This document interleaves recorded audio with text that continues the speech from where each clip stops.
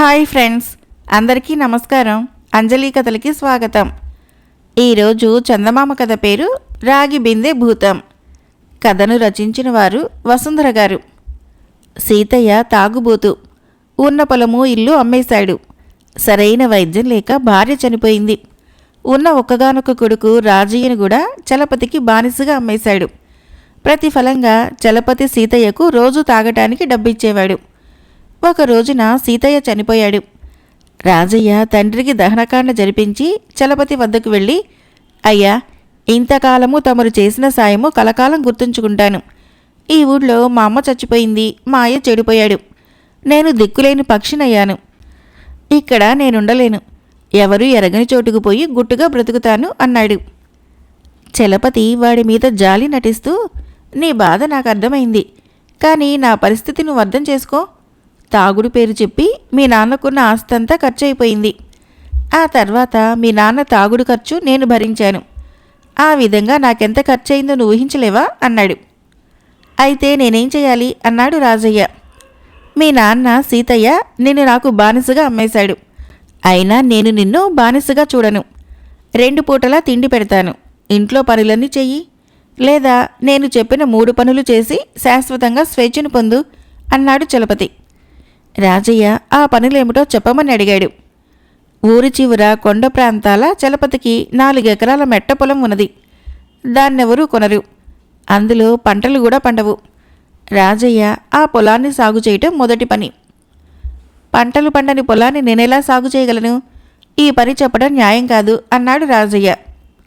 ఒళ్ళొంచి కష్టపడితే ఎలాంటి భూమినైనా సాగు చేయవచ్చు. అంత కష్టపడటం ఎవరికీ ఇష్టం లేదు. నువ్వు స్వేచ్ఛ కావాలనుకుంటే కష్టపడు, బలవంతమేమీ లేదు, అంతా నీ ఇష్టం అన్నాడు చలపతి.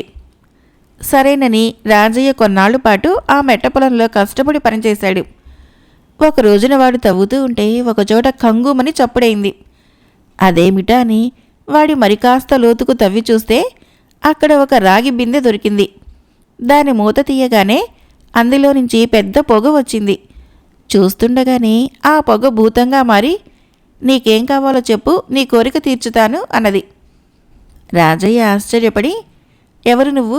నా కోరిక తీర్చాల్సిన అవసరం నీకేమిటి అన్నాడు.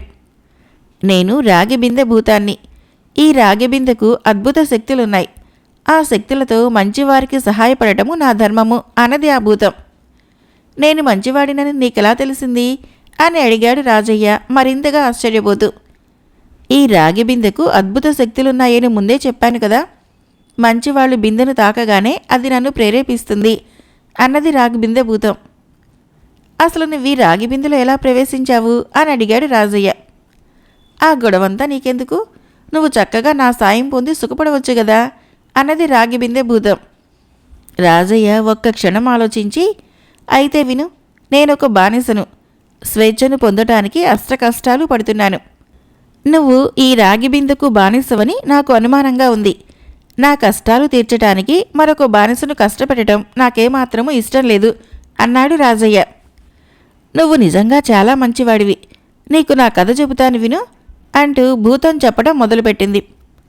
ఒకప్పుడు శీతలపురంలో దుర్జయుడు అనే వ్యాపారి ఉండేవాడు.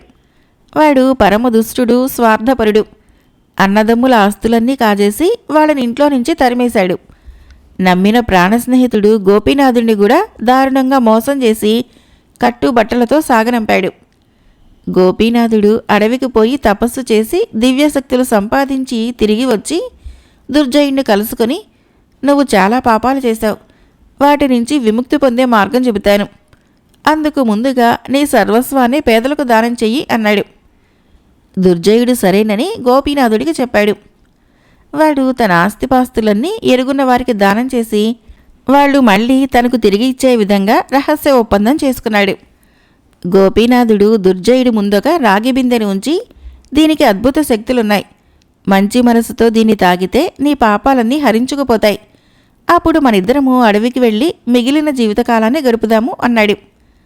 దుర్జయుడు ఆ బిందెకున్న అద్భుత శక్తులేమిటో అని అడిగి తెలుసుకుని, నేను అడవికి రాను, ఈ బిందెను నాకు అప్పగించి వెళ్ళు అన్నాడు. ఇందుకు గోపీనాథుడు ఒప్పుకోలేదు. దుర్జయుడు ఆ బిందెను బలవంతంగా తీసుకోబోయాడు. అంతే, వాడొక భూతంగా మారిపోయి బిందెలోకి వెళ్ళిపోయాడు. గోపీనాథుడు నిట్టూర్చి, స్నేహితుడివి కదా అని సాయపడాలనుకున్నాను. నీకింకా విముక్తి యోగం కలగలేదు. ప్రస్తుతానికి నిన్ను భూస్థాపితం చేస్తాను. నీలో మంచి బుద్ధి పుట్టేనాటికి నీకొక మంచివాడు తటస్థపడతాడు. వాడికి సహాయపడు. నీ పాపాలన్నీ తొలగి నీకు మోక్షం లభించవచ్చు అన్నాడు. ఆ విధంగా రాగిబిందెతో సహా భూస్థాపితమైన దుర్జయుడు ఎన్నో ఏళ్లుగా గోపీనాథుడికి శాపనార్థాలు పెడుతూనే ఉన్నాడు. ఇదంతా జరిగి 100 ఏళ్లకు పైగా అయిందేమో. ఈ మధ్యనే వాడిలో పశ్చాత్తాపం బయలుదేరింది.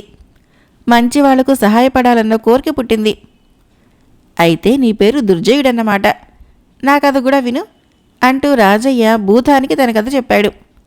భూతం వెంటనే, అద్భుత శక్తులున్న నాకు ఏ పని చేయటం కష్టం కాదు. ఈ మెట్ట పొలాన్ని సాగు చేయటం చిటికల మీద పని అని ఏవేవో మంత్రాలు చదివింది. కాసేపటికి ఆ పొలం కంకులు దిగిన వరి మొక్కలతో నిండిపోయింది.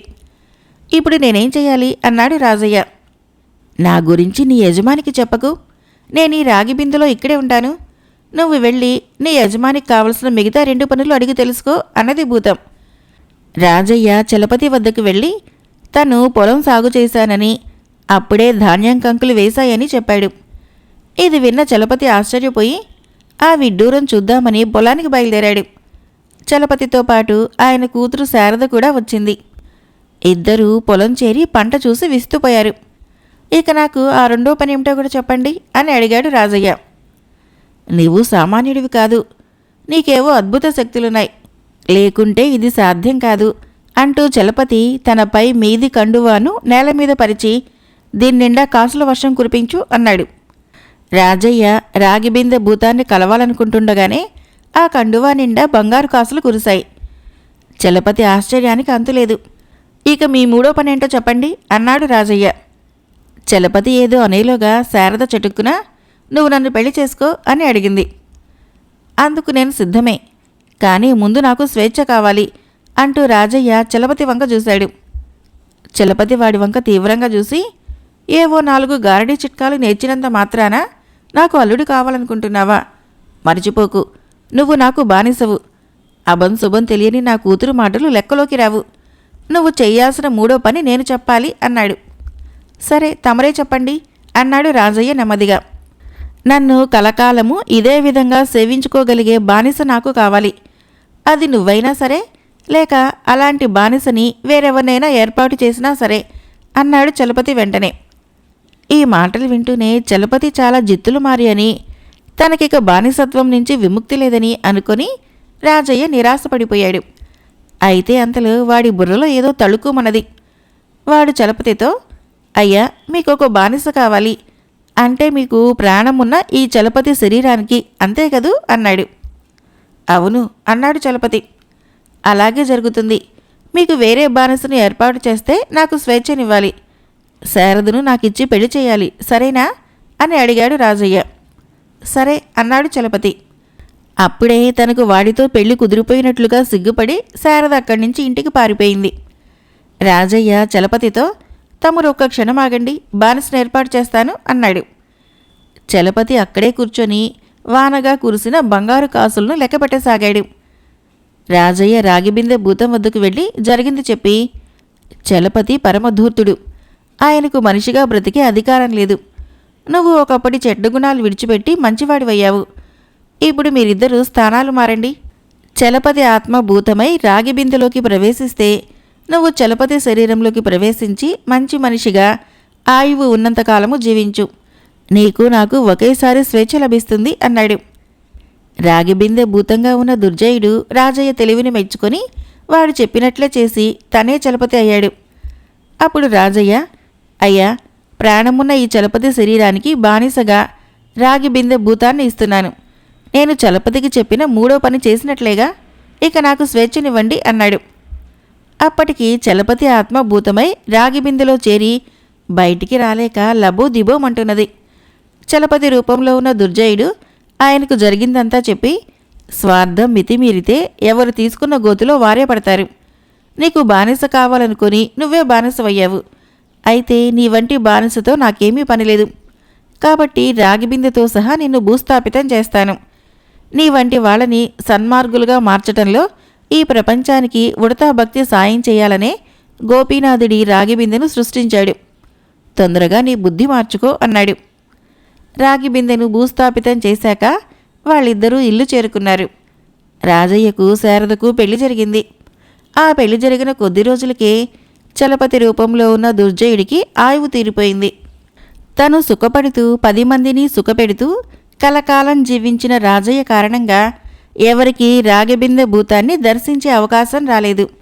భూస్థాపితమైన రాగిబిందె భూతము మరొక చలపతి కోసం ఎదురుచూస్తున్నది. మరొక కథ పేరు దేవుడిపై భారం. ఇది 25 ఏళ్ల నాటి చందమామ కథ. పూర్వము పర్షియా దేశంలోని ఒక గ్రామంలో ఒక ఫకీరు ఉండేవాడు. వాడు ఒట్టి మూర్ఖుడు, సోమరిపోతు కూడా.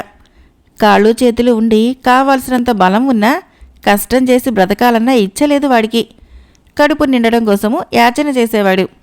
కొంతకాలానికి వాడికి ఊళ్ళో భిక్షం పెట్టేవాళ్లే కరువైపోయారు. ఇక ఆ ఊళ్ళో ఉండటం సాధ్యపడదనిపించి ఒకనాటి ఉదయము పక్క ఊరికి బయలుదేరాడు ఫకీరు. మధ్యలో ఒక పెద్ద అడవి దాటవలసి వచ్చింది. ఫకీరు అడవి గుండా ప్రయాణం చేస్తుండగా ఒకచోట కాళ్ళు చేతులు లేని నక్క ఒకటి కనిపించింది. ఆశ్చర్యపోయాడు ఫకీరు. ఆహా, భగవంతుని సృష్టి! కాళ్ళు చేతులు లేకుండా ఈ నక్క ఈ భయంకర అడవిలో ఎలా జీవిస్తున్నట్లు, ఆహారం ఎలా సంపాదించుకుంటున్నది? ఫకీరు ఇలా అనుకుంటూ ఉండగా పెద్ద పులి ఒకటి జింకను చంపి అటుగా ఈడ్చుకొని వచ్చింది. పులిని చూడగానే ఫకీరు ఒక పొదమాటున నక్కి కూర్చున్నాడు. పెద్ద పులి తన ఆకలి తీరే వరకు జింకను కొంతవరకు తిని మిగిలిన దాన్ని అక్కడే వదిలేసి వెళ్ళిపోయింది. పులి తినగా మిగిలిన జింక దేహాన్ని కాళ్ళు చేతులు లేని ఆ మొండి నక్క తిని ఆకలి తీర్చుకున్నది. ఫకీరుకు ఒక గొప్ప సత్యం తెలిసి వచ్చినట్టు అనిపించింది. సకల జీవపోషకుడైన సర్వేశ్వరుడే ఆ మొండి నక్కకు అవసరమైన ఆహారాన్ని సకాలంలో దానికి అందజేస్తున్నాడు. భగవంతుడు ఆ మొండి నక్కకు ప్రతిరోజు దాని ఆహారం అందిస్తున్నట్లే నాకు మాత్రము ఎందుకు అందించడు? ఏమైనా సరే, ఇక మీదట నేను ఎవరిని తిండి యాచించబోను. భగవంతుడిని నమ్ముకుంటాను. నక్కలాగే నేను ఒక మూల కూర్చుంటాను.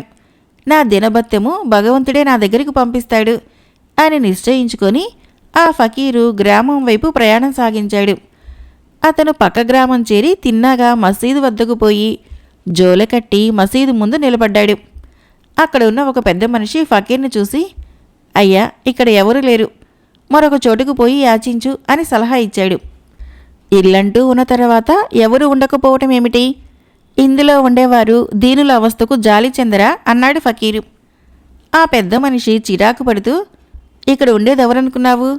నీకు నాకు ప్రాణం ఇచ్చినవాడు, సకల జీవపోషకుడు అయిన సర్వేశ్వరుడు. అతన్ని అపహాస్యం చేయకు, దయవుంచి వెళ్ళిపో అన్నాడు. సర్వేశ్వరుడి ఇంటి ముందు యాచించి వట్టి చేతులతో వెళ్ళిపోవటం ఏమిటి? ఏమైనా సరే నా భిక్షాన్ని తీసుకోకుండా ఇక్కడి నుంచి పోను అంటూ ఫకీరు ఆ చెట్టు నీడన జోలె దింపి, దీనపోషక, నీ అదృష్ట బండారం నుంచి నాకు దినపత్యం పంపించు అంటూ అక్కడ బైఠాయించాడు. ఫకీరు ఆ ఊరికి కొత్త కావటం చేత అతని గురించి పట్టించుకున్నవాడే లేకపోయాడు. కొంతకాలానికి తిండి లేక ఫకీరు శుష్కించాడు. అతని కండలన్నీ కరిగిపోయి చర్మము ఎముకలు మిగిలాయి. ఫకీరు అవసాన దశను చేరుకుంటున్నాడు. ఆ సమయంలో మసీదు అంతర్భాగం నుంచి ఈ మాటలు వినిపించాయి. మూర్ఖుడా, నువ్వు కాళ్ళు చేతులు లేని మొండి నక్కవా? శక్తి కలిగి ఎంగిలి మెతుకులకు ఆశపడటం నీచం. కాయకష్టంతో పరుల సౌఖ్యానికి పాటుపడేవారిని నేను అనుగ్రహిస్తాను. ఈ మాటలు విని ఫకీరు సిగ్గుపడ్డాడు. అతనికి జ్ఞానోదయమైంది. కొసప్రాణంతో అతను మసీదు నుంచి బయటపడి ఆనాటి నుంచి కాయకష్టం చేసి నలుగురిలో పరువుగా బ్రతకసాగాడు. మరొక కథ పేరు అరువు సొమ్ము. ఈ కథను రచించిన వారు రామవరపు గణేశ్వరరావు గారు. కమల తండ్రి పేదవాడు. భార్య పోయాక తానే తల్లి తండ్రి అయి ఆమెను పెంచాడు. దేవుడు ఆస్తి అంతస్తులైతే ఇవ్వలేదు, కానీ అపురూపమైన అందాన్ని మాత్రము కమలకు ఇచ్చాడు. అద్దం ఒక్కటే అందరికీ అందాన్ని చూపిస్తుంది, కానీ అందరూ కమల అందాన్ని పొగిడేవారే. తానొక అందగత్తెనన్న విషయము ఆమె గ్రహించింది.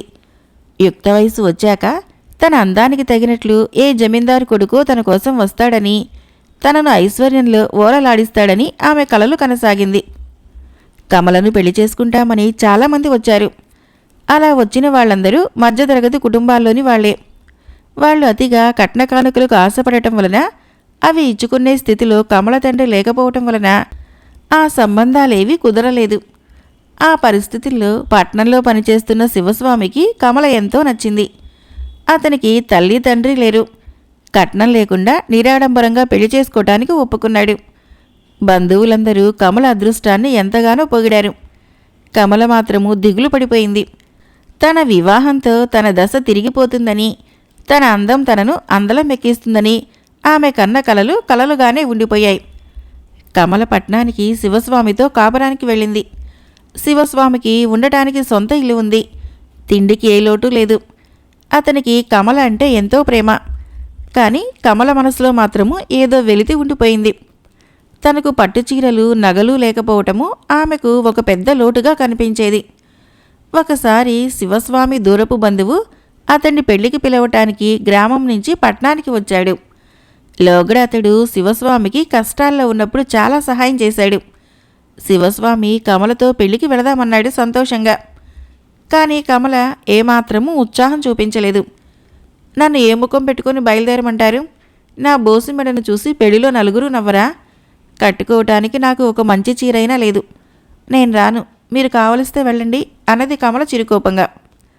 శివస్వామి మారు మాట్లాడకుండా హుటాహుటిగా వెళ్ళి తన యజమాని దగ్గర కొంత అప్పు తీసుకున్నాడు.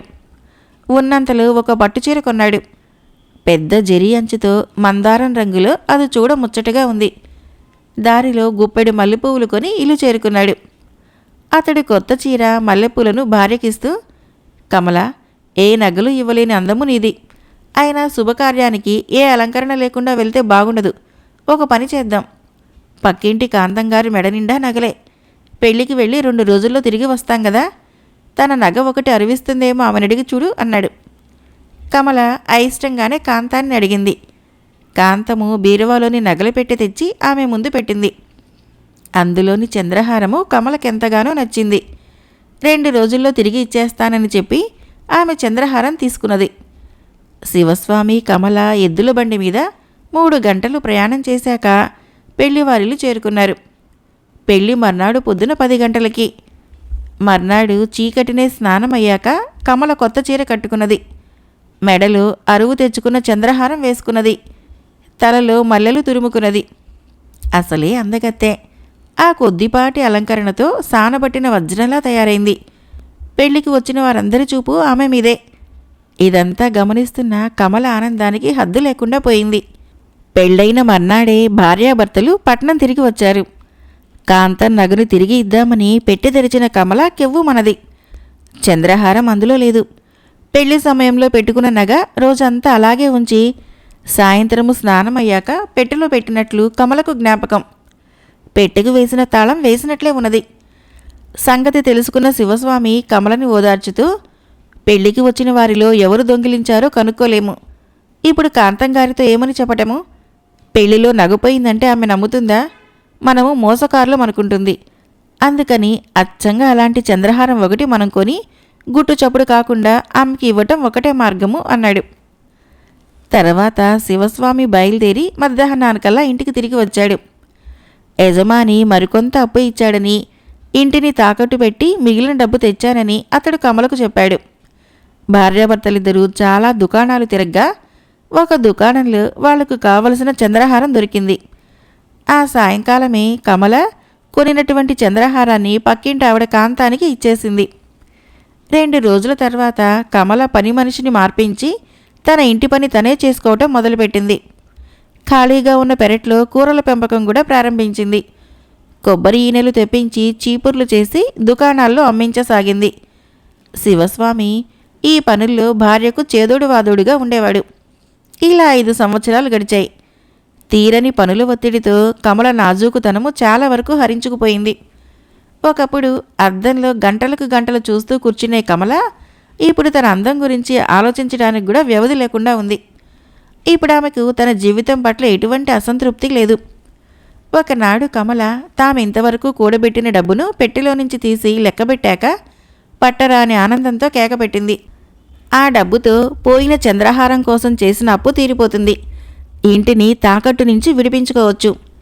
పని నుంచి ఇంటికి వస్తూనే కమల నుంచి ఈ సంతోష వార్త విన్న శివస్వామి, కమల, అరువు సొమ్ము బరువు చేటన్నారు పెద్దలు.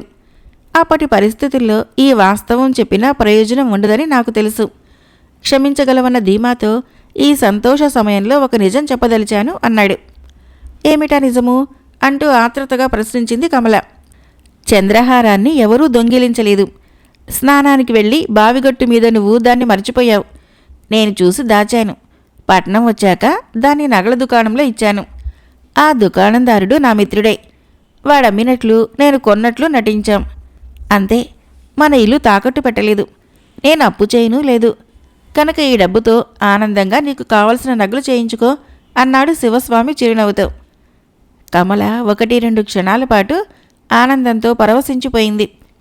తర్వాత భర్త 2 చేతులు పట్టుకుని కళ్ళకద్దుకొని, ఒకప్పుడు నేనెంత అమాయకురాల్ని, అహంకారినండి. పోనిద్దురు. ఆ దేవుడిచ్చిన అందం ఇంకా ఈ వయసుకు తగ్గినట్లుగానే ఉంది. తళ్ళతళ్ళలాడే నగలు, చీరలు నాకెందుకు? ఈ డబ్బుతో ఒక చిన్న కొబ్బరి తోట కొనుక్కుందాం. షావుకారు దగ్గర ఉద్యోగం మానేసి తోట పనో వ్యాపారమో చూసుకోండి. ముందు ముందు డబ్బు అవసరం మనకెంతైనా ఉంది. తెలిసింది కదా. 2-3 కాబోతున్నాము అని ముసుముసిగా నవ్వులు నవ్వింది. ఈ కొత్త కమలకు నగ పోకముందున్న కమలకు ఎక్కడా పోలికలేదనుకుంటూ శివస్వామి తృప్తిగా తలాడించాడు. మరొక కథ పేరు అధికార బలము. జటావల్లభుడు అనే ఉపాధ్యాయుడు మొదటిసారిగా నగరానికి వెళ్ళి బస చేసేందుకు ఒక సత్రంలో అడుగుపెట్టాడు. అక్కడంతా గొప్ప సందడిగా ఉంది. కొందరు జూదం ఆడుతున్నారు, మరికొందరు మత్తుపానీయాలు తాగుతున్నారు. ఇది యాత్రికుల సత్రమా లేక పానశాల అని అతడు ఆశ్చర్యపోతున్నంతలో ఎవరో ఇదో వచ్చే గండరగండు అంటూ కేకబెట్టారు. అంతే. తాగేవాళ్ళు, జూదాలాడేవాళ్ళు దాపులు తెరిచి ఉన్న ద్వారం నుంచి బయటికి పరిగెత్తుకుంటూ వెళ్ళిపోయారు. అదే సమయంలో మరొక వైపున మూసి ఉన్న ద్వారాన్ని ఎవరో గట్టిగా తనడంతో తలుపులు ఫెళఫెళామంటూ విరుచుకుపడినాయి. జటావల్లభుడు నివ్వెరపోతూ అటుకేసి చూసేంతలో 6 అడుగుల ఆజానుబాహుడొకడు, కండలు తిరిగిన దేహము, కోరమీసాలు, నిప్పులు చెరుగుతున్న కళ్ళతో లోపలికి వస్తూనే, దాహం దాహం, ఒరే ఆ చెక్కబల్ల మీద ఉన్న పానీయం బిందేటందుకో అంటూ జటావల్లభుడికేసి గుడ్లురిమాడు. అయ్యా, నేరక వచ్చి ఈ గండరగండుడి కళపడితినే అనుకుంటూ వణుకుతున్న చేతులతో పానీయం బిందె ఎత్తి ఆ వచ్చిన వాడికి అందించాడు జటావల్లభుడు. వాడి బిందె ఎత్తి అందులోని పానీయాన్ని గటగటామంటూ తాగి దిక్కులు చూసేంతలో జటావల్లభుడు వాణ్ణి మంచి చేసుకుందామని, అయ్యా, తమకు పానీయం గాని తినేందుకు గాని ఏమైనా కావాలా అని అడిగాడు. తాగాలని ఉంది, తినాలని ఉంది. కానీ గండరగండుడు ఇటు వస్తున్నాడని వినలేదా చెవిటి విధవ? అదుగో వచ్చేస్తున్నాడు అంటూ వాడు వచ్చిందాన్నే పారిపోయాడు. ఇంతలో 5 అడుగుల ఎత్తు కూడా లేని ఒకడు అక్కడికి వస్తూ వెనక ఉన్న 10 మంది సాయుధ భటులను పీలగొంతుతో, ఒరేయ్, నేను వస్తున్నట్లు పసిగట్టి జూదరులు, తాగుబోతులు పారిపోతున్నారు. వాళ్ళని తరిమి పట్టుకోండి. ఈ లోపల నేను సత్రాన్ని జూదగృహంగా మార్చిన దీని యజమానికి సంకెళ్ళు తగిలిస్తాను అన్నాడు. సామాన్య జనం భయపడేది మనుషుల దేహబలాన్ని చూసి కాదని, వాళ్ళ వెనక ఉన్న అధికార బలాన్ని చూసని గ్రహించిన జటావల్లభుడు చిన్నగా నవ్వుకున్నాడు. మరొక చిన్న కథ పేరు కీలెరిగి వాత. ఏటికట్ట నానుకొని ఉన్న పెనుమూడి గ్రామంలోని రైతులందరికన్నా రాయప్ప పెద్ద రైతు. అయినా ఆయనలో పిసునుగొట్టుతనం పాలెక్కువ. ఒకసారి ఆయన వడ్ల బస్తాలుంచే గదిలో పాము దూరింది. అది చూసిన నౌకరొకడు పరుగు పరుగున పోయి రాయప్పకి ఈ సంగతి చెప్పాడు. ఆయన వాడి కేసు చెదిరించుకుంటూ చూసి, పోయి కర్రతో 4 బాది బయట పారైపో అన్నాడు. అయ్యా, అది మామూలు పాము కాదు, గోధుమ వన్నె తాచు. దాన్ని చంపటం నా వల్ల కాదు. పాముల పాపయ్యను పిలుచుకుని వస్తాను అన్నాడు. రాయప్ప సరేనన్నట్లు తలాడించాడు. పాపయ్య వచ్చి వడ్ల బస్తాల మధ్య దాక్కున్న పామును పట్టి బుట్టలో పెట్టి రాయప్పను 10 రూపాయలు అడిగాడు. ఆయన పాపయ్య కేసు కోపంగా చూస్తూ, ఒరే, నువ్వు రావటము, పామును పట్టడము అంతా 10 నిమిషాలు కూడా కాలేదు. నువ్వు నిమిషానికి రూపాయి చొప్పున అడుగుతున్నావన్నమాట అన్నాడు. అయితే తమ పామును తమరే ఉంచుకోండి అంటూ పాముల పాపయ్య పామును బుట్టలో నుంచి తీసి బయటికి వదిలాడు. పాము మళ్ళీ పోయి బస్తాల మధ్య దాక్కున్నది. ఇది చూసి రాయప్ప బెంబేలు పడిపోతూ, ఒరే ముందు దాన్ని బయటికి లాగు, అలాగే 10 రూపాయలు ఇస్తాను అన్నాడు. అందుకు పాపయ్య తాపీగా, అయ్యా, పామును ఒకసారి పట్టినందుకు 10 రూపాయలు అడిగాను. ఇప్పుడు 2వసారి పట్టబోతున్నాను. 20 రూపాయలు ఇవ్వవలసి ఉంటుంది, సరేనా అన్నాడు కీలెరిగి వాత పెట్టినట్లు. రాయప్ప వాడికి 20 రూపాయలు ఇస్తూ, ఒరేయ్, నువ్వు నిమిషానికి రూపాయి సంపాదించేంత శక్తివంతుడివి. ఈ లెక్కన త్వరలోనే నువ్వు గ్రామంలోని రైతులందరినీ మించిన వాడివైపోతావు అన్నాడు ఈర్ష్యపడుతున్న వాడిలాగా. కథ అయిపోయింది. ఫ్రెండ్స్, నా కథలు నచ్చినట్లయితే మన ఛానల్ని తప్పకుండా సబ్స్క్రైబ్ చేయండి, లైక్ చేయండి, షేర్ చేయండి, కామెంట్ చేయండి. Thank you.